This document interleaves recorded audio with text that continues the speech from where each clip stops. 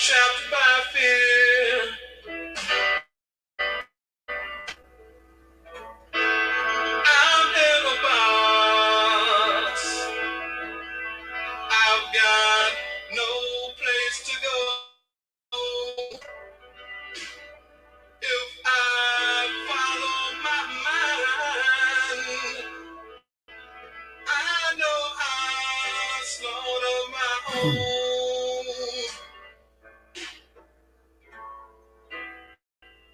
Help me, I'm the prisoner. Won't you hear my plea?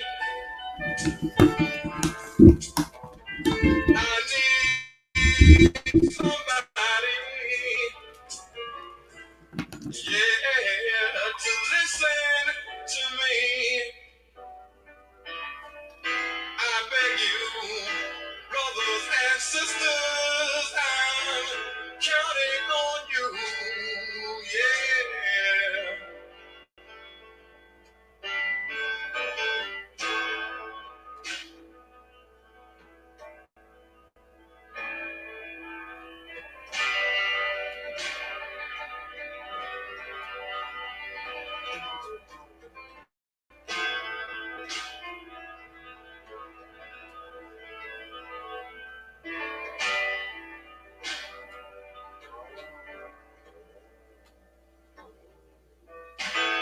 Black babies in the womb, shackled and bound, chained by the caveman who keeps beauty down, smacked on the ass when they're spoiling and wet.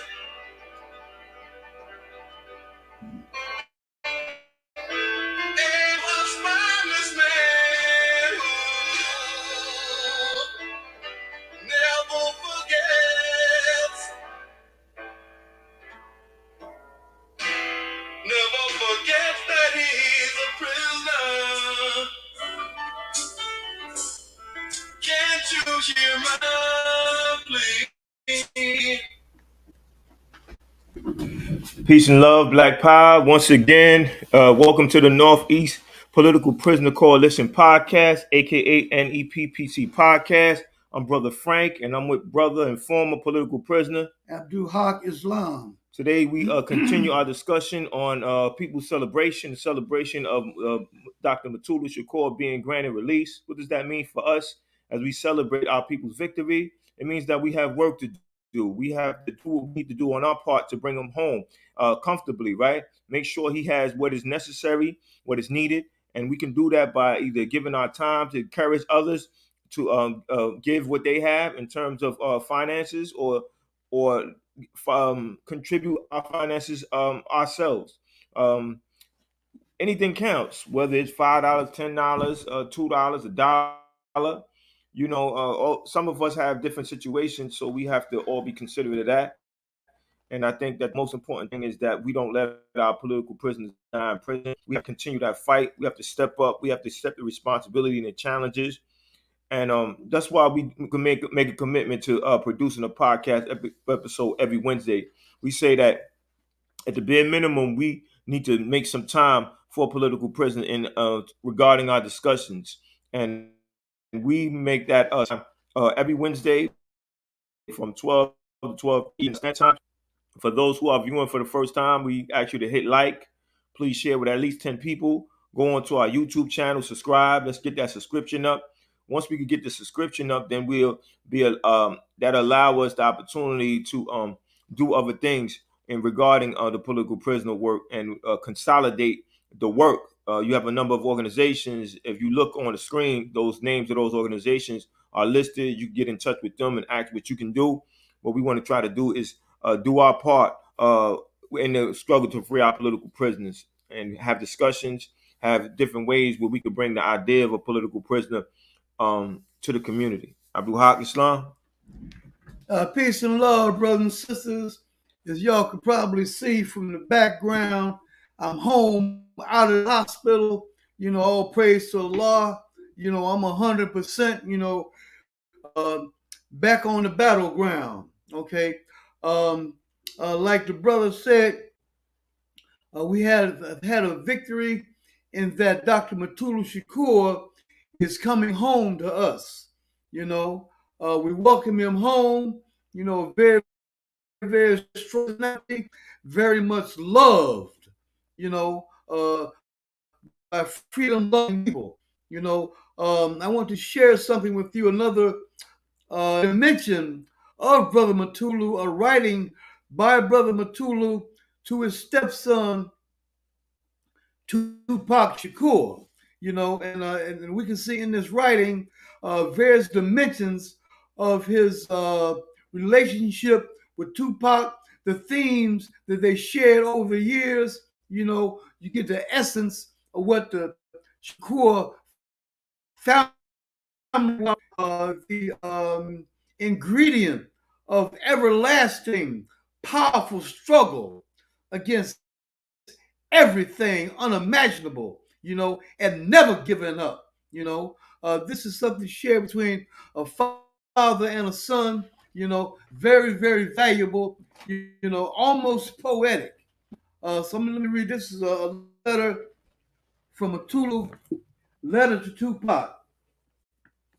I love you whenever, forever. Tupac. So much I needed to say, so much you wanted to say. Many conversations between us within the ether, whenever, forever. The pain inflicted that scarred your soul, but not your spirit, gave you force to the rebellion. Many couldn't see your dreams or understand your nightmares. How could they? Tupac, I know you love and understand your passions, but you know of your beginning and saw your end, racing toward it. You taught and fought through your songs and deeds, rat-a-tat-tat of words penetrating the contradiction of our existence. Whenever, forever, who cares? We care, Tupac. The Shakurs have been guided by the struggle, prepared or not. Whenever, forever, we've exposed our existence naked from fear to those who would hear the positive, who would witness the stress, wear and tear of this lonely path. You couldn't have evaded the effect or the changes you inherited. It was in your genes, but still you danced your dance, you lived your life, you forced loyalty on those who would fake and shake at the true vision. You were Tupac, like the four seasons. We come to this planet taking form, becoming elements of nature. Some of us are only one season, and others, like you, were part of many seasons. This dynamic will scare most anyone who realize the burden at such an early stage of life. You fought well. We love you.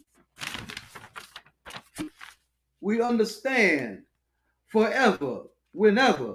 Please give my love to our family. Ask them to help you on the other side.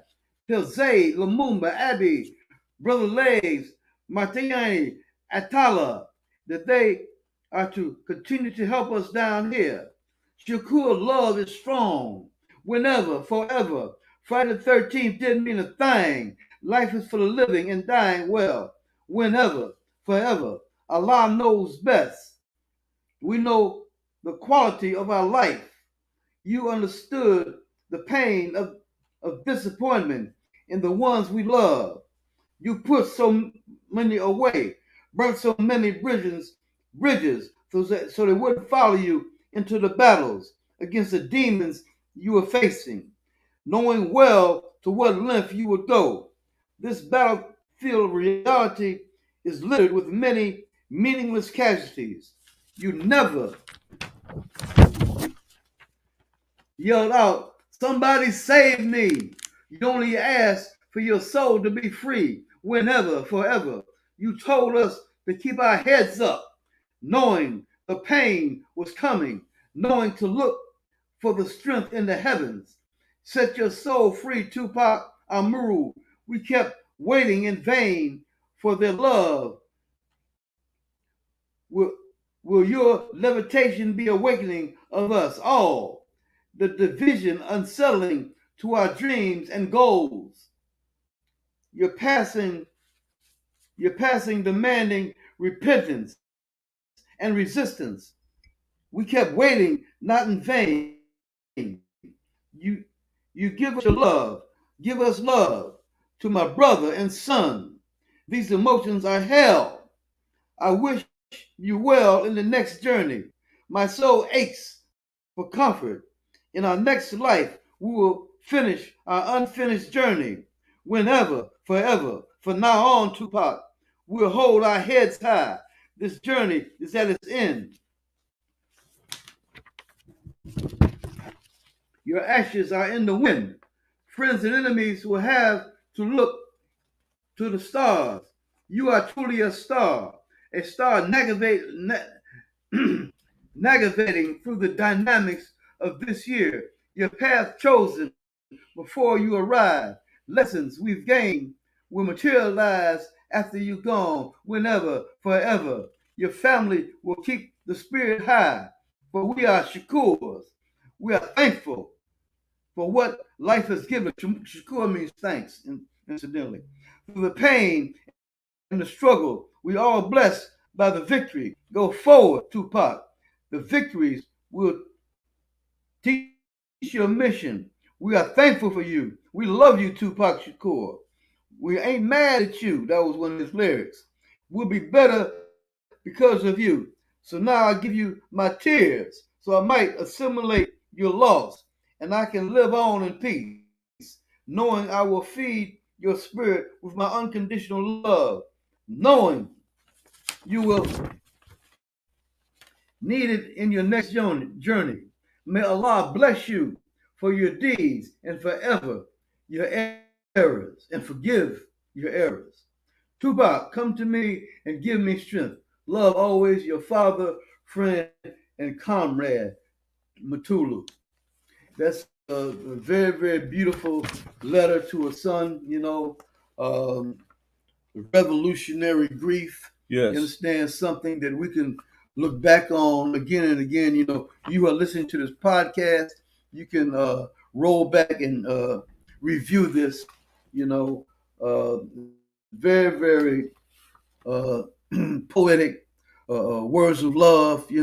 Strong. Very strong. I mean, Very I think listening strong, to those words, you can tell the strong nature. passion and the love that he had for Yeah, Tupac and yeah, vice man. versa. Because when I was on YouTube looking at interview that Mutulu had, he talked about the intense conversation that they would have. Because Tupac was talking about thug life. He said, "We talking about that thug life." He said, "I got a whole bunch of people in here talking about that, and it didn't make sense to him." But they had discussions, and out of those discussions came better people, collectively and individually. And I think that that's a very important lesson that we have to learn because we don't have all the answers, but we have to commit ourselves to struggling for correct answers, and that's going to come through dialogue. That's going to come through practice and making errors.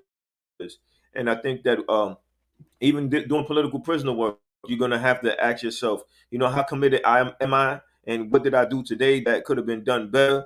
And as you move forward, then you're going to understand that sometimes you might start off with about five people, then you end up with one yourself. But you have to stand on principle and you have to make that commitment, be convicted to that idea. When I think about the political prisoner, I think about how people who are so-called Christians or so-called Muslims, and they make reference to prophets and references to messiahs. And what did those prophets and messiahs stand for? They stood for justice, right? Yes. And our political prisoners stand for justice, and they're willing to put their freedom, their so-called freedom, on the line, and their life on the line because their freedom is more important than their life. Because if it wasn't, then they wouldn't take such risk. And I think that alone should make us take a position when it comes to our political prisoners. We have to either stand with them or against them. If you're not struggling to fight free our political prisoners, then you co-sign what the state has done, which is incarcerate them on a sentence that's declared justified by a questionable jury of their questionable peers, um, instead of what it actually is, which is a revenge sentence. As I read that statement from the parole board, and they said about Mutulu's condition, and that was the only reason they let him go. It made me very upset, and it bothered me a lot. And I know that uh, what I had to take from that is to be further motivated to free other political prisoners, so they could come home sooner than the state would like them to. Why? Because taxpayers that the state uses to finance these so-called correctional facilities to keep our political prisoners, our freedom fighters, incarcerated for these lengthy sentences. So I ask myself, if I don't unite with that, then I need to take a position when it comes to these political prisoners. That's why every Wednesday you see us with a podcast episode, whether it's one or 100 people. I continue to share. I'm on community groups a number of times on political prisoners, and whenever I get the opportunity, if I see somebody posting something regarding an idea that's about faith or having faith, and I tell them, say a prayer for political prisoners. This way, the idea of political prisoners is in dialogue. Brother, you are a devout Muslim. You go to Juma on Fridays, right? What normally is discussed, and how can those discussions be uh, geared towards talking about political prisoners? Because there are some people of the Islamic faith listening, and what suggestion would you have for them during that time of the week? Well, I would say that something good for them to keep in mind is that struggling against oppression and injustice is righteous. Many of our prophets, struggled against tyrants, bloodthirsty criminals who would take all of your rights, you understand, heartless, had no feelings whatsoever, only concerned with what enriched them, So when we go to Juma, oftentimes in the khutbah there is a message, of us, addressing the evils in the society, the evils coming down from the so-called powers that be, you know, and there are brothers and sisters, who I come in contact whenever I go to the masjid, who have political understanding, you understand, who understand that it is righteous to struggle, you know, um, and indeed it is a duty for us to struggle. Not only is it a good idea, but is something that is commanded of us. It is obligatory for us to struggle and fight against those who would make life literally a hell on earth for people here. Hell on earth sometimes excuse me, is a metaphor, but I'm talking about there are those who are criminal minded. You understand? In the so-called upper echelon of society, who has literally made life hell for many, many people around the globe. So, as people who love humanity, it is our duty to stand up and fight. You understand? To bring some peace, to bring some calm. You understand? To bring some happiness in the hearts of the oppressed, of those who the enemy was stomping to the dust. And the political prisoners, are the vanguard of that struggle. To free Indeed. our people from the shackles and the torment of the criminal so-called powers that be. We got the power, so we call them the so-called powers that be. Exactly, and we have to realize we have the power. And how do we realize that? We raise our consciousness. We do our research, we do our studies, and we learn about the struggle that we had to free ourselves. And I look at that. I just recently watched that movie with Will Smith, Emancipation. I Oh encourage yeah. people to check it Wow. out. And this brother had to go through so much to return Mm. to his family. And in the movie, he says that they whipped me, they put me in a well, they broken just about every bone in my body, but Mm. they never broke me. Yeah. Excuse me on that. Keep your thought. But many of y'all saw that picture of a brother with a bunch of whip marks on his back. Very a famous photo. They said that was him, right? Yes, that's it. That's what Yes, they're yes, talking that's the about. story Yeah. of his life. Yes, Mm. it's based on a true story. Wow. And you look at what he went through, right? When you look at those markings, you think that somebody threw some hot fire or something That's like what it on looks him. like. You know, it looked like third-degree burns, but the system is barbaric, and it started off that way and continues to be that way. But if you look at that predicament and how we survived that, it lets you know that we are resilient people, and we have to have allies to get through those situations. We had to have allies then, and we need allies now. So we're calling on our allies, people who have compassion for people of African descent, to move forward and advance. We ask that you join the struggle to free political prisoners. You can do something. You can subscribe to this channel, or you can look at other organizations that you feel are doing more intense or better work than what we're doing with this podcast, and join them. But join somebody somewhere Mm. and take some type of action, because change don't come by being on the sideline observing. Change comes through struggling, participating, and doing what you need to do to raise your consciousness. So we're calling on you. We're calling on others to join the work of freeing political prisoners. Study political prisoners, write to political prisoners, hear their stories, and share their stories, because we each and every one of us can do something. You know, it's only going to be 9 days until Mutulu Shakur is officially released. So that's why we did so many episodes dedicated to Allahu him. Akbar. Allahu Akbar. 9 days. Indeed, indeed. nine Mm-hmm. days. Those Mm-hmm. 9 days are going to go fast. I know his family is anticipating his much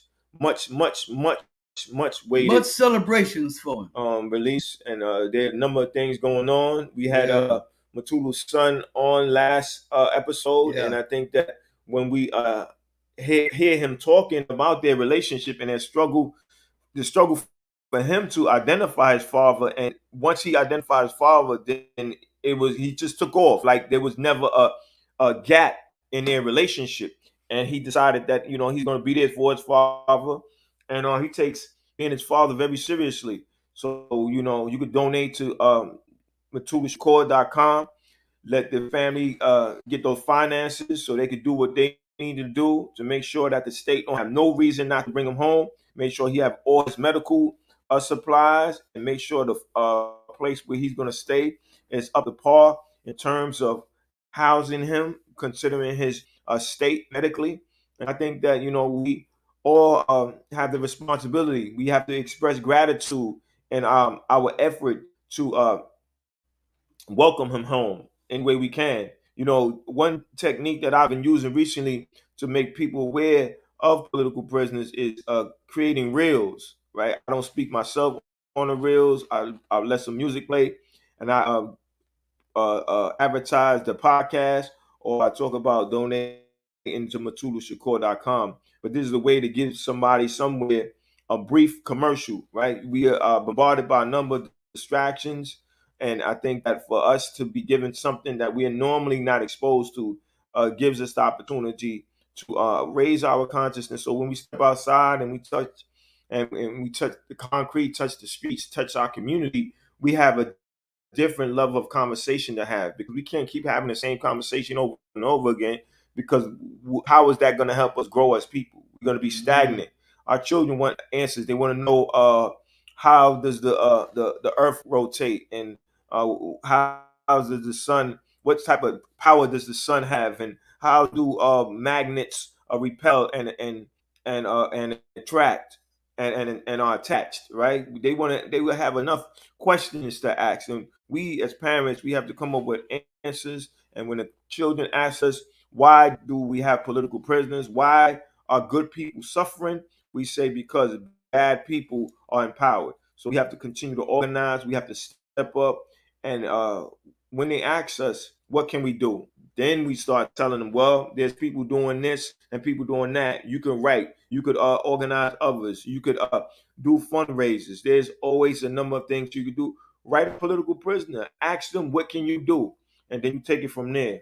There's enough tools we have in 2022 where we can be creative around an idea. So there's no reason why anybody can't do anything. The brother Abdul Haq is very creative when it comes to selling his oils. He always has a motto, a slogan, and he's always creative when it comes to his shirts. He always has a unique design that catches the attention of people. And I think that that's what we need to do when we talk about political prisoners. Be creative, Mm-hmm. raise awareness, and when people say, "Wow, I didn't know," don't let them off the And hook like that. read your history. Exactly. I know when you were incarcerated, what was the one of the creative ways that people raised awareness about your incarceration? Oh, they had various rallies and things around the city. They had writing campaigns. They had events in which they highlighted all political prisoners. They kept the issue of political prisoners alive. And brother Fran, I'm glad you mentioned that movie that you did where the brother had them lashes all on his back. You understand? Those are the type of things when we look at those type of historical accounts, we can understand the need for someone to stand up for us against the violence of the enemy. Right now, the enemy wants to erase all of that information, hide it from us. Right now, uh, they are going to various schools and various libraries and banning 1,500 books. So these are the very books that we need to read. You understand? And it is the same thieves, the same armed robbers, national armed robbers, who are banning these books, who lie to us about our political prisoners, understand, and want us to abandon them. And what is the reason? Because they don't want anybody to stand up and defend us, against their violence.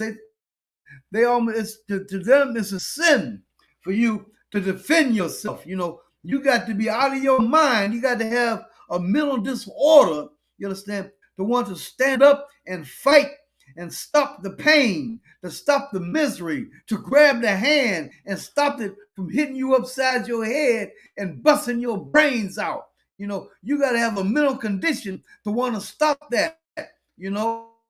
That they think that is what God wills. No type of God they thinking about, but we think for ourselves, and so we encourage people to look at that which is most damaging to them. What they tell you don't read, they tell you not to read because they know it will mobilize you. It will push you forward. You understand? It will be a fire in your belly that will make you act. You understand? And our political prisoners are those who understood that fully. You understand? And um, it is us to decide and define who our friends and enemies are, who our heroes are, and we say, what's the call? Free them all. Free all political prisoners. Yes, and we got to free them, right? We got to free our political prisoners because the clock is ticking. Every day that a political prisoner is incarcerated, that's a day closer to them making their transition, passing Mm-hmm. on, and it's very painful for a political prisoner to be incarcerated beyond being restricted to from being able to move around, but it's just seeing time pass by, looking at your children become adults, looking at people pass on, and you may or may not be able to attend the memorial service, birthdays, weddings, just things that me and you take for granted. A political prisoner is being denied that, and at that that's something, or that idea itself, we should internalize. And this is can put that fire in us to struggle to free our political prisoners, because they deserve what we um, are able to have every single day of our lives, right? Because this sentence is in a place that is supposed to be a correctional facility, and that correctional facility, there has no time frame in which a political prisoner is so-called corrected. Because why is it that most of our political prisoners is doing 10, 20, 30, 40 years in prison? And how long does it take to so-called correct somebody?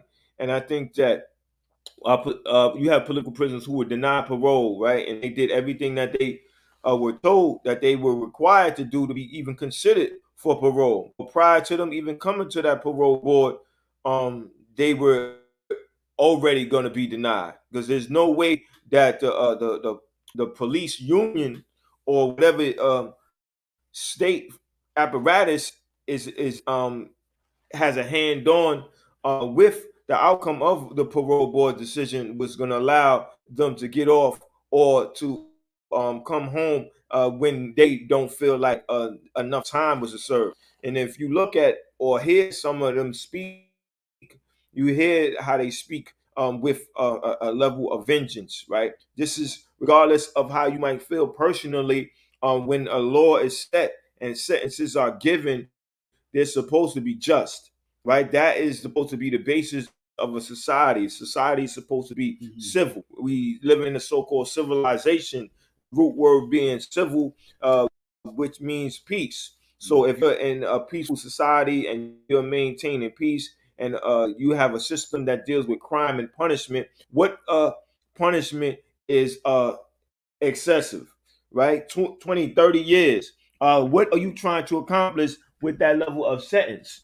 I think that that should be asked, and that should fuel us to join the struggle, the fight to free our political prisoners, because our political prisoners deserve to be home with their families, deserve to live a so-called normal life, and be able to contribute to society in a way that will advance people. And I think that us who have compassion for our freedom fighters, our political prisoners, need to take our work very seriously, be continuous with the work, wave the flag any and everywhere for those who were once a part of this type of work and decided that they're gonna let up a little bit. What are you doing now that's more important than this work? Right? Some of us have issues that we have to deal with, but how long does it take for you to deal with that and get back to this type of work? Because you have to incorporate this work at some degree in your life if you stand for justice. What's any words you have for people who once did the work and who kind of deviated off from doing the work of Mm. political prisoners? Well, I would say that there are certain behaviors and personal qualities that need to be a part of our movement. And, those things are spelled out on my shirt here, but y'all can't see that. So I'm going to read it to you. These are the type of things that we need in our movement, you understand, Yes. which demands that our political prisoners be set free. Endure like Chip Fitzgerald. All right, be strong. Be powerful in your endurance. Advocate like Rochelle. Be bold like Maroon. Be bold and audacious. Organize like Jalil. Great organizer. Motivate like Ed Poindexter. Struggle like Sundiata. That's the essence of what we're doing. Struggling, fight, struggle, stand up. Too black, too strong. Heal like Veranza. Nurture like Dr. Mutulu Shakur. Express like Mumia. I put them beautiful words out there. Sacrifice like Kamal. Rap like Imam Jamil Alameen. So, you know, this is what need to be happening in our community, and all this is going to be multiplied. You understand? when our political prisoners come home, you're going to see more of this happening when Mutulu is freed on December 16th, you know. So with this on our heart and this in our mind, you understand, this must develop the spiritual muscle that we